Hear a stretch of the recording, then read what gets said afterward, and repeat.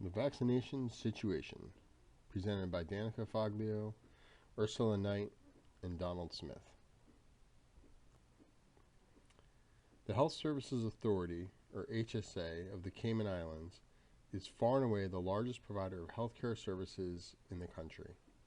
As a government-funded public entity, the HSA serves thousands of patients annually. However, as there are only around 58,000 residents, of whom roughly 32,000 are citizens, finding local staff to provide the healthcare services required is nearly impossible. As a result, over half the staff are expatriates who represent dozens of countries around the globe. Providers hail from the United States and the UK, but also Nepal, Honduras, and India, among many others. How these different countries provide, maintain, and record vaccination history differ, and so many staff cannot prove their vaccination history. Like many healthcare facilities around the world, the HSA wishes to reduce its rate of hospital-acquired infections. The most obvious prevention strategy, of course, is hand washing. However, another low-cost and successful strategy is immunizing staff from various infections. As a result, the HSA is making an effort to determine the vaccination status of its staff and develop a strategy to immunize staff with deficiencies. The first step in determining the vaccination status of the staff is the survey. Through the collection of this data, the QI manager hopes to get a fairly good idea how many staff are immunized and what they are immunized from. From there, a plan can be developed to draw titers to confirm immunization status and provide vaccinations to those who need them. In general, the Centers for Disease Control and Prevention recommends healthcare providers be vaccinated against hepatitis B, influenza, measles, mumps, and rubella, varicella, tetanus, diphtheria, and pertussis. However, the biggest concern for our QI manager is hepatitis B. The HSA has had several needle stick cases recently involving hepatitis B patients, and although there have not seemed to be any subsequent infections, our QI manager wants to ensure staff and patients are safe from infection. As stated previously, once the vaccination status is determined and confirmed, staff will be immunized appropriately. Moving forward, new staff will be required to provide their vaccination status as part of their application process. Although there are no plans to deny hiring a potential candidate due to their vaccination status, potential staff could be required to be vaccinated by the HSA as a condition of their employment. In the United States and elsewhere, many healthcare facilities have experimented with requiring staff to opt in, opt out, or mandate vaccines of all staff. Resolutions have ranged from requiring staff who don't vaccinate to wear masks up to dismissing employees from the facility. This has led to conflicts, but the senior management and chief nursing officer of the HSA believe strongly that vaccines are a key strategy to prevent the spread of infection and have committed to supporting the initiative. Discussions are ongoing whether or not staff without the required vaccinations will be allowed to continue working or if accommodations can be made. This is obviously a fraught decision, and time should be taken to ensure the best care possible is provided to the patients and staff.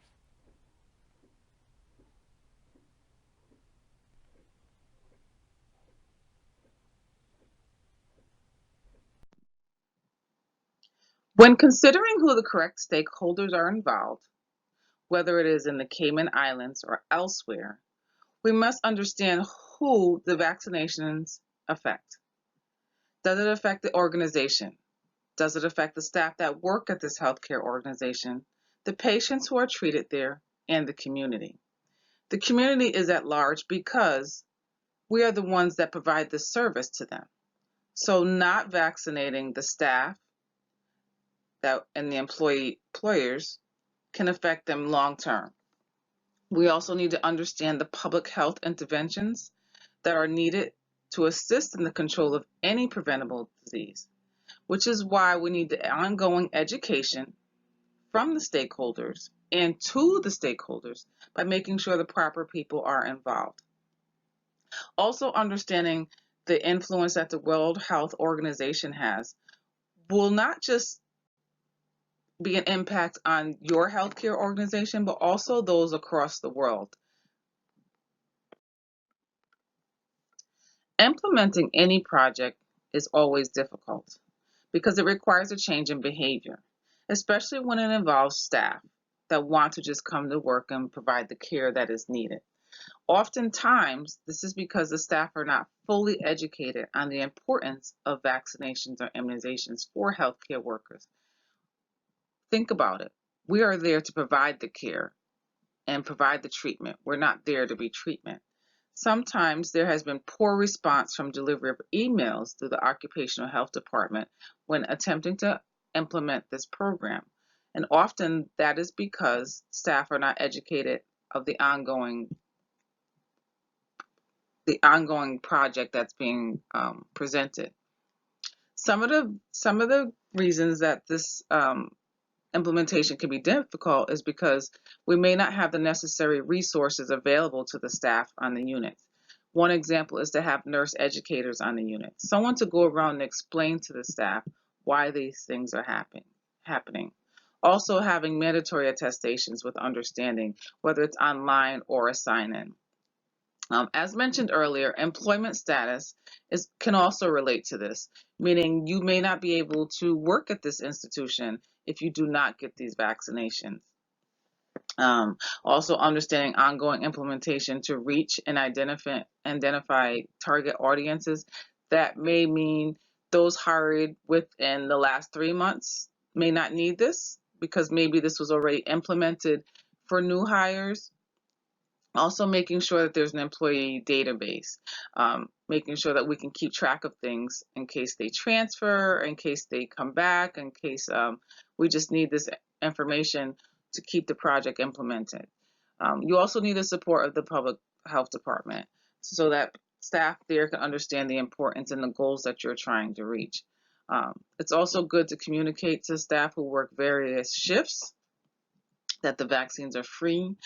They're on site with varying hours, whether it's before their shift, after their shift. This way you can capture all shifts.